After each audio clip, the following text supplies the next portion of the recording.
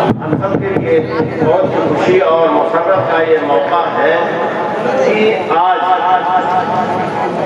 یہ دستار فضیلت کی 44واں پروگرام ہو رہا ہے۔ جامعہ سراج العلوم السلفیہ جھنڈا نگر کا قیام 1910 کے آس پاس ہو گیا تھا، لیکن مدرسے کی شکل 1914 میں حاصل ہوئی اور بانی جامعہ الحاج نعمت اللہ خان رحمہ اللہ کی آرزو کی تکمیل کرتے ہوئے خطیب الاسلام علامہ عبدالرؤف رحمانی جھنڈا نگری رحمہ اللہ نے یہاں درس صحیحین اور دستار بندی کا سلسلہ شروع فرمایا۔ پہلی دستار بندی اور تکمیل صحیحین کا جو جلسہ ہوا تھا 1978 میں، اس میں بہت سارے طلبہ یہاں سے فارغ ہوئے، انہی میں سے ہمارے جامعہ کے سینئر اور معزز استاد مولانا عبدالشکور صاحب مدنی حفظہ اللہ بھی ہیں، جو اس مدنی مجلس میں رونق افروز ہے۔ پھر اس کے بعد یہ سلسلہ برابر چلتا رہا، برابر چلتا آ رہا ہے اور یہ 44ویں کڑی ہے جس میں ہم اور آپ شریک ہیں۔ اور آج کے اس پروگرام میں ہمارے نہایت ہی خوش نصیب ہونہار 30 طلبہ ہیں جنہوں نے صحیحین کا اور دیگر کتابوں کا درس لیا ہے، اور آج جامع صحیح بخاری کی آخری حدیث کا یہ درس لینے والے ہیں انشاءاللہ۔ لیکن قبل اس کے کہ میں درس دوں، مناسب سمجھتا ہوں کہ آج کی اس رونق بزم میں ان طلبہ کا سرسری انداز میں نام ہم گنا دیں تاکہ آپ کو اندازہ ہو سکے کہ کہاں کہاں سے ہمارے اتشگان علوم جامعہ سراج العلوم کا رخ کرتے ہیں۔ پہلا نام ہے محمد خالد بن عبدالسلام موضع کالیدہ ضلع روپن دیہی۔ دوسرے نمبر پر افسر علی محسن علی ضلع مورنگ نیپال پوروی نیپال۔ پھر اس کے بعد ہے محمد فہد رائن بن محمد ثناء اللہ رائن کلیان پور ضلع سرہا۔ محمد شکیل عبد الوکیل تروہما ضلع روپن دیہی۔ صلاح الدین مقبول احمد محسر ضلع روپن دیہی۔ سرفراز احمد نیاز احمد پڑریا ضلع روپن دیہی۔ عتیق الرحمان بن مولانا محمد منیر پڑریا ضلع روپن دیہی۔ عرفان احمد حضرت علی بھرولیا ضلع روپن دیہی۔ عزیز اللہ شہاب الدین اماری ضلع روپن دیہی۔ افروز احمد وارث علی شیوگڑھیا ضلع روپن دیہی۔ عبد الرحیم بھوپیندر چودھری کٹوا ضلع کپلوت نیپال۔ یہ بڑی ہی مسرت کی بات ہے کہ تھارو برادری سے تعلق رکھنے والے لڑکے کو اللہ رب العالمین نے ہدایت دی اور اس نے اسلام کو اپنایا، اور مزید اس پر اللہ نے کرم احسان کیا کہ ہمارے جامعہ سراج العلوم میں داخل ہوا اور پڑھتے پڑھاتے اللہ کے فضل و کرم سے جماعت سامنا یعنی فضیلت سال آخر میں پہنچ گیا، اور آج اس کی بھی دستار بندی ہونی ہے۔ عبد الرحیم بھوپیندر چودھری۔ محمد علام الدین ثناء اللہ بلہا کلیان پور ضلع سرہا۔ سلمان احمد محمد اسلام بھرولیا روپن دیہی۔ فیض الرحمان نثار احمد بھگہیا ضلع روپن دیہی۔ محمد سعید محمد یونس مسجدیہ ضلع روپن دیہی۔ محمود عالم محبوب عالم بھرولیا ضلع روپن دیہی۔ شاہ عالم محمد رفیق پڑریا ضلع روپن دیہی۔ انور کمال سمیع اللہ اکلا ضلع روپن دیہی۔ یہ تو نیپالی شہریت کے حامل طلبہ تھے۔ یہاں انڈین طلبہ بھی ہیں جنہوں نے کسب فیض کیا ہے اور ان کی دستار بندی ہو رہی ہے۔ ان کے نام اس طرح ہیں: اسد اللہ بن ذاکر حسین موضع بہرا پچنگوا ضلع سدھارتھ نگر۔ نوشاد عالم بن نور محمد بھدور دیودھا ضلع مدھوبنی بہار۔ محمد فاروق بن محمد زاہد رائن دیودھا مدھوبنی بہار۔ محمد انصار الحق بن محمد زاہد رائن دیودھا ضلع مدھوبنی بہار۔ افتخار فہیم رائن چانن ڈامو مدھوبنی بہار۔ ارشاد احمد ابو شامہ گنجہڑا सिद्धार्थ नगर यूपी, सफीउर रहमान कसीमुद्दीन कल्याणपुर कटैया सुपौल बिहार, अब्दुल सत्तार मुख्तार अहमद दुधवनिया सिद्धार्थ नगर, मोहम्मद हनीफ अब्दुल रशीद अतरी बाजार जिला सिद्धार्थ नगर, अब्दुल नूर अब्दुल हसीब नौगढ़ जिला सिद्धार्थ नगर, मोहम्मद मुफज्जल जाहिद हुसैन बेहरा पचनवा जिला सिद्धार्थ नगर, समीर अहमद हशरुद्दीन गेलवरिया जिला सिद्धार्थ नगर। ये 30 होनहार और खुशनसीब तलबा हैं जो आखिरी दर्स ले रहे हैं और अभी इनकी दस्तान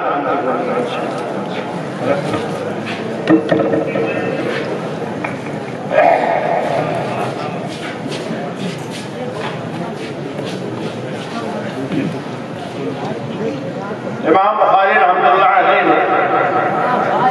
अपने जामे सहीह का आखिरी बाब कायम फरमाया और लिखते हैं बाब क़ौलिल्लाहि तआला व नज़अुल मवाज़ीनल क़िस्त लियौमिल क़ियामह व अन्ना अमाल बनी आदम व क़ौलुहुम यूज़न व क़ाल मुजाहिद अल क़िस्तास अल अदल बिर्रूमिया व युक़ालु अल क़िस्त मस्दरुल मुक़सित व हुवल आदिल व अम्मल क़ासित व हुवल जाइर। قال حدثني أحمد بن إشكاب قال حدثنا محمد بن فضيل عن عمارة بن القعقاع عن أبي زرعة عن أبي هريرة قال قال النبي صلى الله عليه وسلم كلمتان حبيبتان إلى الرحمن خفيفتان على اللسان ثقيلتان في الميزان سبحان الله وبحمده سبحان الله العظيم۔ حضرات گرامی، اس پر رونق مجلس کو دیکھ کر کے میرے دل میں حوصلہ ہو رہا تھا کہ تفصیل کے ساتھ ترجمۃ الباب اور ترجمۃ الباب کے اندر واحد الفاظ کی تشریح کروں گا تفصیل سے اور حدیث پر بھی روشنی ڈالوں گا، لیکن وقت کی تنگ دامانی ہمیں اس کی اجازت نہیں دیتی۔ بہرحال میں ترجمۃ الباب سے صرف نظر کرتے ہوئے صرف حدیث پر آ رہا ہوں کہ رسول اکرم صلی اللہ علیہ وسلم نے ارشاد فرمایا کلمتان حبیبتان الی الرحمن خفیفتان علی اللسان ثقیلتان فی المیزان۔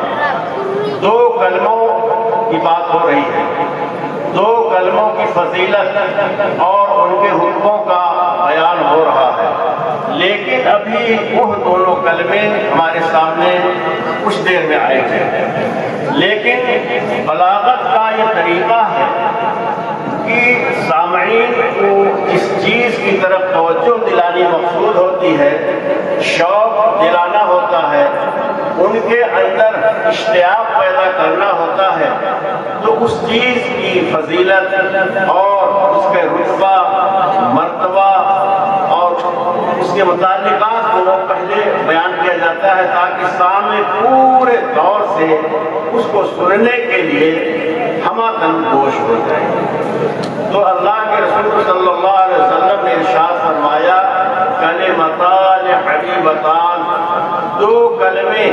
اللہ کو بہت محبوب ہیں۔ اب لفظ حب کا مختصراً معنی آپ سمجھ لیں کہ حب کہا جاتا ہے ایسے دلی تعلق اور ایسے دلی لگاؤ کو کہ جس میں ذاتی غرض بالکل پنہا نہ ہو، شہوت کا اس میں کوئی دخل نہ ہو، اور اسی طرح سے کسی طرح کی ریاکاری مکاری اور اسی طرح سے کسی طرح کی اور دنیاوی غرض میں پوشیدہ نہ ہو، بلکہ محبت خالص شے ہے جس کو اہل لغت نے بیان کیا حبب الماء کہ پانی نکھر گیا، جب پانی سے ہر طرح کی کثافت نکل جائے صاف ہو جائے اسی کو حب کہا جاتا ہے۔ تو حب یہ اللہ کے لیے اس کے رسول صلی اللہ علیہ وسلم کے لیے استعمال ہوا ہے۔ لفظ عشق کا استعمال پورے ذخیرے کتاب و سنت میں کہیں ہوا ہی نہیں ہے، اس لیے اس کے بارے میں اہل لغت نے لکھا ہے کہ العشق نوع من الجنون، کہ عشق یہ پاگل پن کی ایک قسم ہے، اس لیے اللہ کے لیے اس کے رسول صلی اللہ علیہ وسلم کے لیے لفظ عشق کا استعمال کہیں ہوا ہی نہیں ہے، حب ہی کا استعمال ہوا ہے۔ اب میں یہاں ایک اور نقطے کی طرف اشارہ کرنا چاہوں گا کہ یہ کتاب الرد علی الجہمیہ وہ کتاب التوحید کا آخری باب ہے۔ اللہ سبحانہ وتعالیٰ کے اسماء اور صفات کا تفصیل کے ساتھ امام بخاری رحمۃ اللہ علیہ نے بیان کیا ہے اور گمراہ باطل فرقوں کا بھرپور رد کیا ہے۔ تو حب کے تعلق سے عرض کرنا چاہتا ہوں کہ یہ بھی اللہ کی ایک صفت ہے۔ اس حدیث سے پہلے ہی امام بخاری رحمۃ اللہ علیہ محبت کے تعلق سے مستقل ایک باب قائم فرما چکے ہیں۔ دراصل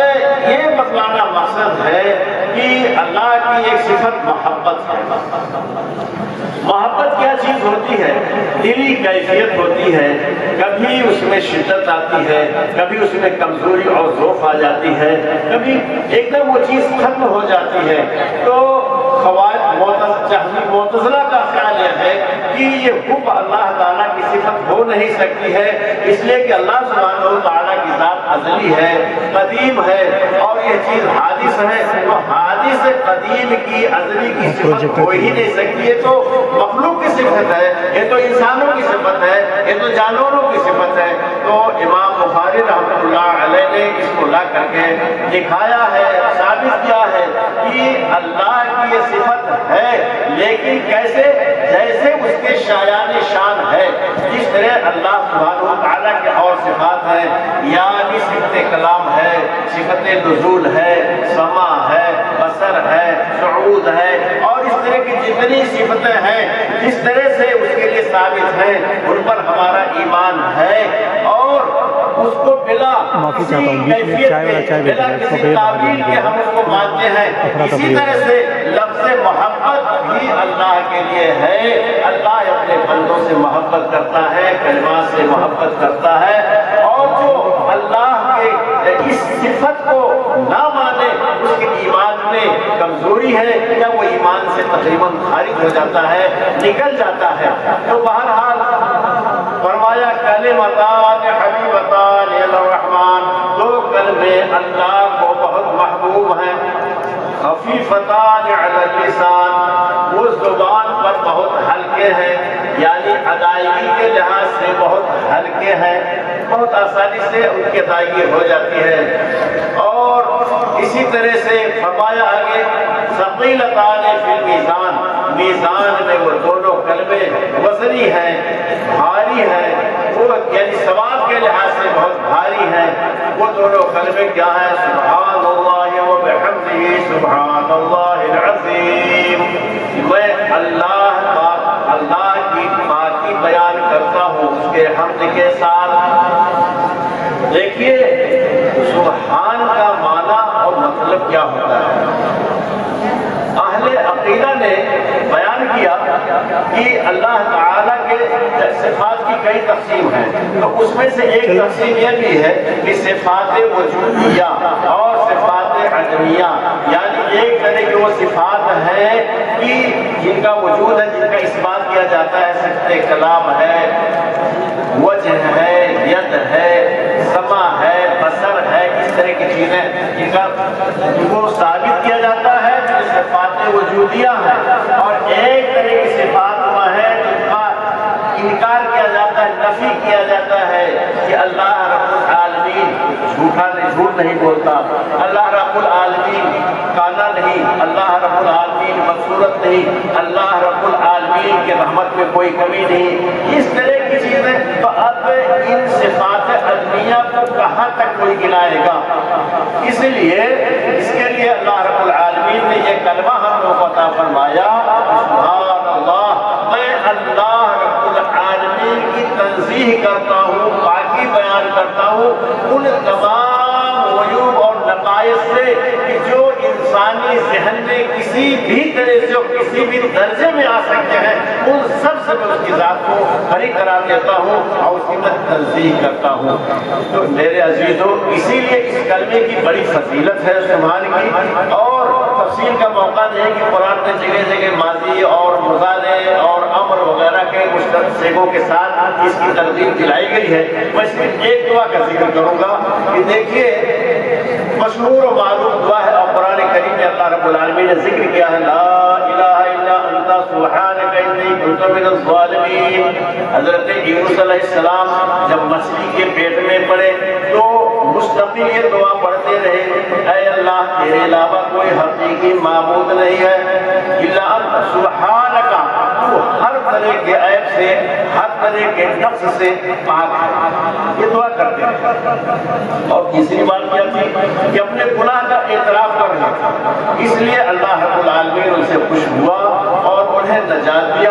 صحابہ کرام نے رسول اکرم صلی اللہ تعالی علیہ وسلم سے سوال کیا اس کے متعلق، تو آپ نے فرمایا کہ ہر آدمی جو کسی بھی تکلیف میں، پریشانی میں ہو اور اس کلمے کو پڑھتا رہے تو اللہ رب العالمین سے نجات دیتا ہے۔ کیا پڑھانے اور کذالک ننجی المؤمنین، اسی طرح سے ہم مومنوں کو نجات عطا فرماتے ہیں۔ تو یہ سبحان کا لفظ، سبحان کا اس صفت اتنا بڑا مقام ہے، اتنا بڑا درجہ ہے کہ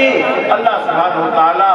نے اس کو پسند کیا، اور اس کی فضیلت یہ رکھی گئی ہے کہ جب میزان میں دن قیامت کے اس کو وزن کیا جائے گا، تولا جائے گا، تو اس کا وزن بہت زیادہ ہوگا، اس کا اجر و ثواب بہت زبردست ہوگا۔ چونکہ اس کا تعلق صفت سے ہے اور صفات الہی کے متعلق اور بھی بہت سی باتیں عرض کرنے کا ارادہ تھا، لیکن وقت کی تنگ دامانی ہمیں اجازت نہیں دے رہی ہے۔ لیکن میں ساتھ ساتھ یہ عرض کر دوں کہ صرف تسبیح نہیں ہے بلکہ اس کے ساتھ حمد بھی ہے، بغیر حمد کی بات پوری نہیں ہوتی ہے، اس لیے کہ اللہ رب العالمین ہمارا خالق ہے، مالک ہے، رازق ہے، اور ہماری زندگی کی تمام ضروریات کا وہ مہیا کرتا ہے، کیا کیا کرتا ہے، تو وہ ہمارے لیے حمد کا بھی مستحق، ہمارے حمد کا بھی مستحق ہے۔ اور حمد جانتے ہیں کس کو کہتے ہیں کہ کمال اختیاری، الثناء الجمیل، الثناء الجمیل علی الکمال الاختیاری، اختیاری کمالات پر ثناء جمیل کرنا بالقصد الارادہ، اسی کو کہا جاتا ہے حمد۔ تو حمد کا لفظ اللہ رب العالمین کے لیے خاص ہے۔ پہلے کے شعراء نے تو انسانوں کی بھی استعمال کیا ہے، لیکن اسلام میں یہ لفظ اللہ رب العالمین کے لیے خاص ہو گیا، اس لیے کہ حمد کا حقیقی اور اصل مستحق ہوئی ہے۔ اب قرآن حکیم میں جگہ جگہ الحمد کے تعلق سے بہت ساری باتیں بیان کی گئی ہیں۔ اب اس کے بعد میں ایک بات یہ عرض کرنا چاہوں گا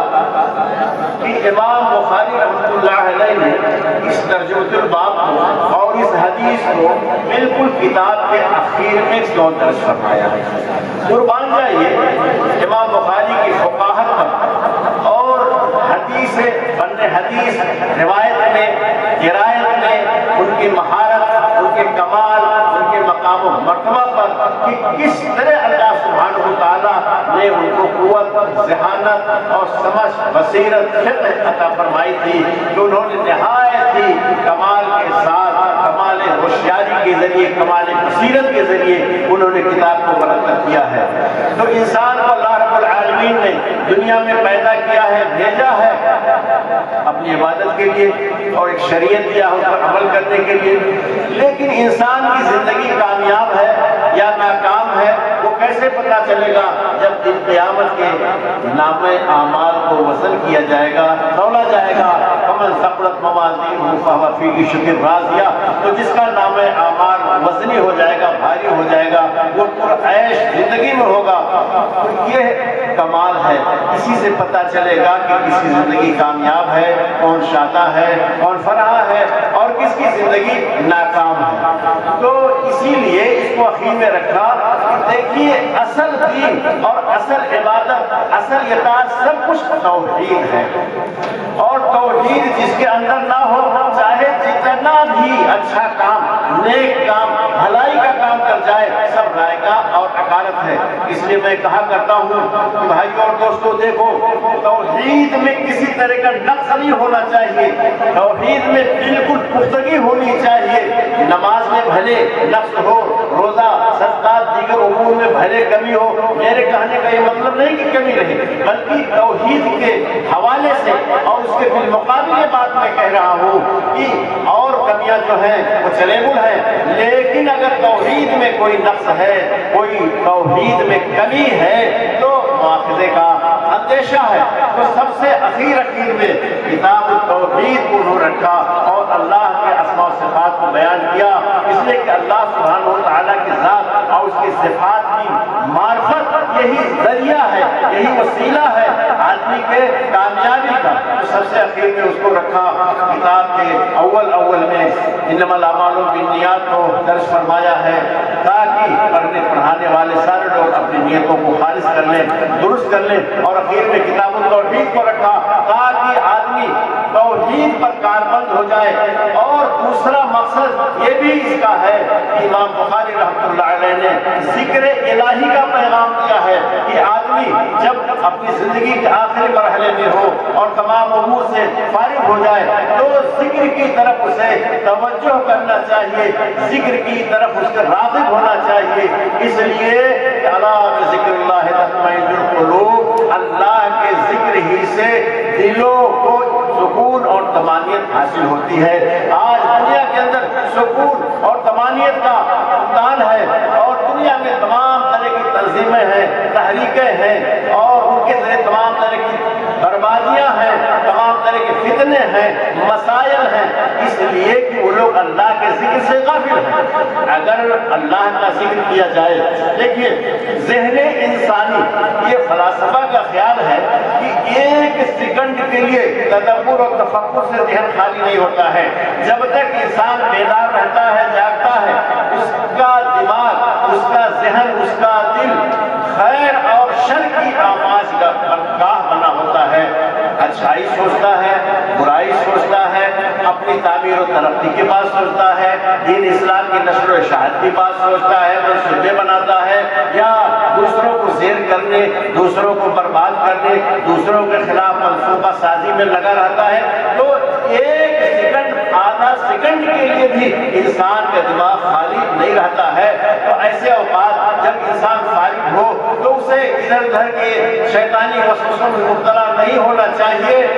بلکہ اس کو ذکر الہی کی طرف رہنا چاہیے۔ میں ایک دو شعر سنا دیتا ہوں سلسلے میں، جیسا شیطان ہمیشہ لگا رہتا ہے انسانوں کے دلوں میں وسوسے ڈالتا ہے۔ تو علامہ اقبال نے اپنی مجلس شورا میں، ایک خیالی مجلس ہے، اس میں ابلیس کی تقریر جو منظور کیا ہے، وہ ابلیس کہتا ہے میرے دست تصرف میں جہان رنگ بو، ہے میرے دست تصرف میں جہان رنگ بو، کیا زمین کیا محرمہ کیا آسمان تو دیکھ لیں گے اپنی آنکھوں سے تماشا شرق پر، میں نے جب گرما کیا اقوام عالم کا لہو، کیا امامان سیاست کیا کلیسا کے شیوع، سب کو دیوانہ بنا سکتی ہے میری ایک ہو۔ ایک ہو میں تمام طرح کے فساد اور دیگر پر دنیا اور اچھے لوگ، پڑھے لکھے لوگ، اہل ثروت مائل ہو جاتے ہیں۔ تو اللہ کے ذکر کی طرف جب دل لگا رہے گا، دھیان رہے گا، تو اس طرح کی باتیں، فساد، دیگر، یہ باتیں ذہن میں نہیں آئیں گی۔ اس لیے آدمی فارغ ہے اور خاص طور سے عمر کے آخری مرحلے میں ہے تو اللہ کے ذکر کی طرف اسے توجہ کرنی چاہیے۔ عزیزو، ذکر کے حوالے سے بھی کچھ باتیں اور کرنی تھی، لیکن وقت بےحد کم ہے، اس لیے میں اب آپ لوگوں سے تھوڑا سا مخاطب ہونا چاہتا ہوں۔ وہ یہ کہنا چاہوں گا پہلی بات کہ آپ لوگوں نے بخاری شریف کا درس لیا ہے۔ دیکھیے حدیث کی بہت سی کتابیں ہیں، لیکن 3 کتابیں ایسی ہیں کی جن کی ایک امتیازی شان ہے۔ سب سے پہلے نمبر پر تو بلوغ المرام ہے، جس کے اندر فقہ الحدیث کا درس ملتا ہے، اور دوسرے نمبر پر سنن نسائی ہے، اور تیسرے نمبر پر الجامع الصحیح للبخاری ہے۔ الجامع الصحیح للبخاری کی جو امتیازات اور خصوصیات ہیں وہ تو بہت کچھ ہیں، صرف ایک بات کی طرف اشارہ کروں گا، وہ یہ کہ امام بخاری رحمۃ اللہ علیہ نے آزادی فکر اور تدبر کا درس دیا ہے، پیغام دیا ہے۔ آزادی فکر کا مطلب یہ کہ شرعی مسائل میں، فقہ میں، دین میں آدمی احکام شریعت پر غور و فکر کرے، کتاب و سنت کے جو دلائل ہیں ان دلائل میں غور و فکر کر کے ان کا حکم معلوم کرے، تو آزاد ہو کر کے، اور حدیث کے جو مراتب ہیں، جو درجات ہیں، پورے طور سے جو اس کے اصول و ضابطے ہیں، شرائط ان کی روشنی میں حکم لگائے، اور لگا کر کے اس پر خود عمل پیرا ہو، دوسروں کو بتائے۔ یعنی تقلید جامع اور تقلید شخصی اور اہل الرائے کی جو فقہ ہے اس سے اجتناب کرے، اس سے دور رہنا چاہیے۔ یہ امام بخاری رحمۃ اللہ علیہ کا پیغام ہے۔ دیکھیے فقہ حنفی کی بڑی بلند پایہ کتاب ہدایہ ہے، اس کے اندر یہ کمال کی بات ہے، کوئی ایسی بات نہیں ہے، کمال کی بات اس میں ہے، لیکن جو ان کا منہج ہے، جو طریقہ ہے تفریعات کا، ہدایہ کے اندر بہت زیادہ تفریعات کیا ہے، اور ایسے ایسے مسائل، ایسی چیزوں کا جو کتاب و سنت، صریح کتاب و سنت کے خلاف ہے، اور جسے رسول اکرم صلی اللہ علیہ وسلم نے منع فرمایا ہے، یعنی قیاس آرائیوں سے، وہ ساری چیزیں، وہ تفریعات ہدایہ کے اندر پائی جاتی ہیں۔ تو امام بخاری رحمۃ اللہ علیہ نے جو آپ کو اور پوری دنیا کو اور قیامت تک کے لوگوں کو جو منہج دیا ہے وہ فقہ اہل الحدیث کا منہج ہے۔ آزادی فکر کے ساتھ غور کرو، فکر کو فکر کرنے کے بعد مسائل کا استخراج استنباط کر کے ان کا حکم معلوم کرو، یہی اصل ہے منہج محدثین، یہی ہے مسلک سلف۔ تو پہلی بات تو یہ کہنا چاہتا ہوں کہ آپ اپنے اندر، الحمدللہ آپ نے اتنے دنوں کو رہ کر درس لیا ہے، پڑھا ہے، آپ کے اندر بصیرت پیدا ہو چکی ہے، لیکن مکمل بصیرت ابھی نہیں ہوئی ہے، مزید اس پر جو ہے مطالعے کی اور مزید غور و فکر کی ضرورت ہے، تب آپ کے اندر صحیح طور سے فقہی بصیرت پیدا ہو سکے گی۔ اور دوسری بات یہ کہنا چاہوں گا کہ آپ نے اتنے دنوں ہمارے جامعہ سراج العلوم سلفیہ جھنڈا نگر میں رہ کر کے درس لیا ہے، آج آپ کی تکمیل ہو رہی ہے، اور آج آپ کی دستار بندی ہو رہی ہے، آپ یہاں سے دوسری زندگی میں چلے جائیں گے، تو جا کر کے پہلی بات یہ کہ جامعہ سراج العلوم کہ آپ اچھے نمائندے رہیں، آپ جا کر کے ہر جگہ اس کی اچھی ترجمانی کریں، اس کی نمائندگی کریں، اور جہاں بھی جائیں تو لوگوں میں ایک اچھا تاثر جائے کہ آپ سراج العلوم کے فیض یافتہ ہیں، وہاں کے سند یافتہ ہیں، اور وہاں سے آپ کو دستار فضیلت حاصل ہوئی ہے۔ یہ چیزیں دوسرے ہمیشہ اس ادارے کے ساتھ خیر خواہی کرتے رہیں، اور اس ادارے کے جو بانی الحاج نعمت اللہ خان رحمہ اللہ، اور اس گلشن کے مالی خطیب الاسلام علامہ عبدالرؤف رحمانی رحمہ اللہ، اسی طرح سے ہمارے بھیا الحاج عبدالرشید خان، محترم ناظم اعلیٰ حفظہ اللہ، ڈاکٹر منظور احمد صاحب، اور پورا خاندان گزر بیٹا، جو لوگ اس گلشن علمی کے مالی ہیں، جو اس کے لیے کاوش کر رہے ہیں، کاوش کر رہے ہیں، اور ہر طرح سے فکر مندی میں اس کے رہتے ہیں، تو ان کو آپ اپنی دعاؤں میں یاد رکھیں گے، اور اس ناچیز کو بھی اپنی دعاؤں میں یاد رکھیں گے۔ یہ بخاری شریف میں نے اپنے استاد علامہ مولانا شمس الحق السلفی رحمہ اللہ سے پڑھا، انہوں نے مولانا محمد اسحاق عالمی سے پڑھا، اور انہوں نے مولانا احمد اللہ صاحب پرتاپ گڑھی سے، مولانا احمد اللہ صاحب پرتاپ گڑھی نے مولانا محمد میاں سید نذیر حسین محدث دہلوی سے درس لیا، اور انہوں نے شاہ محمد اسحاق دہلوی سے، شاہ محمد اسحاق دہلوی نے شاہ عبدالعزیز دہلوی سے، شاہ عبدالعزیز دہلوی نے شاہ ولی اللہ محدث دہلوی سے اس کا درس اور اجازت اور سند حاصل کیا ہے۔ پھر اس کے بعد امام شاہ ولی اللہ نے اپنی کتاب الارشاد میں پوری سند امام بخاری تک لکھ دیا ہے۔ تو یہ ایک سلسلہ بتا رہا ہوں کہ میری سند کا یہ سلسلہ ہے۔ اس کے علاوہ میرے پاس اجازت ہے خطیب الاسلام علامہ عبدالرؤف رحمانی رحمہ اللہ کی طرف سے تمام کتابوں کی روایت کا، مولانا عبدالعزیز صاحب مولوی اعظمی رحمہ اللہ کی طرف سے، یعنی 3 بزرگوں کی طرف سے سماع اور قرات یا اجازت حاصل ہے۔ تو آپ لوگوں کو بھی گویا اس طرح میرے واسطے سے امامات کی سند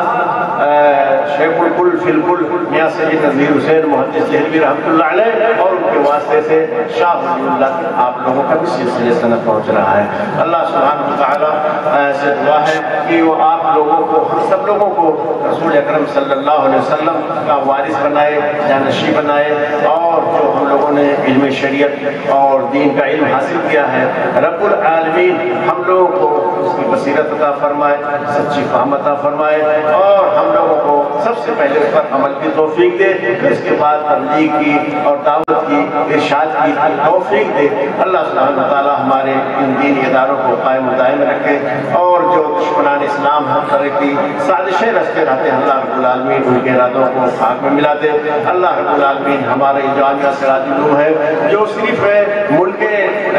نیپال کی شہرت کا حامل نہیں ہے، بلکہ پوری دنیا میں دعوت کتاب و سنت کا جو کارواں چل رہا ہے اور جو تحریک چل رہی ہے، اس کا ایک اہم حصہ ہے، اس کی ایک اہم کڑی ہے۔ رب العالمین اس ادارے کو دنی رات چوگنی ترقی عطا فرما، اور ہم سب لوگ سارے مسلمانوں کی حفاظت فرما۔ وآخر دعوانا الحمدللہ رب العالمین، والسلام علیکم ورحمۃ اللہ وبرکاتہ۔